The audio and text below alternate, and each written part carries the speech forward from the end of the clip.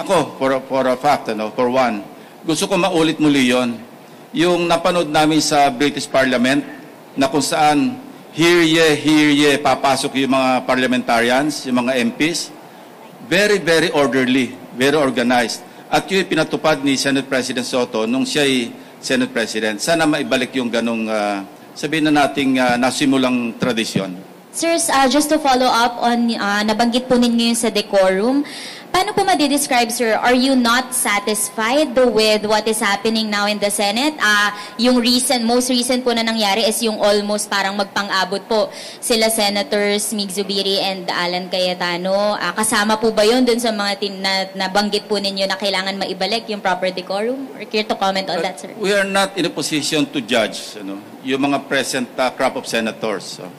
Kasi mga mature, sabi nga natin, senatus. Mature na mga individuals ito. Yung root word niya, yung Latin word na senatus.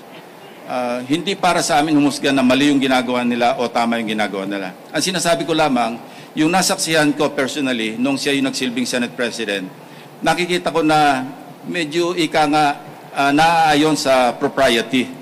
At saka yung aming titulo na kung tawagin kami mga honorable members of the Senate. Yung mga minsan nagkakainitan, hindi lang naman first time yung nangyari kay Senator Alan Peter Cayetano at saka kay Senator Mig Zubiri. Nangyari rin yan tulad nung aming panahon, meron din nagkakainitan kasi when emotions run high, hindi mo rin makokontrol minsan. Ang importante, hindi tayo tumutulad pa sa nangyayari sa Taiwan Parliament na nagsusuntukan at babatuhan ng silya. Wala po tayo doon at ako'y nananalig na hindi tayo aabot sa ganun.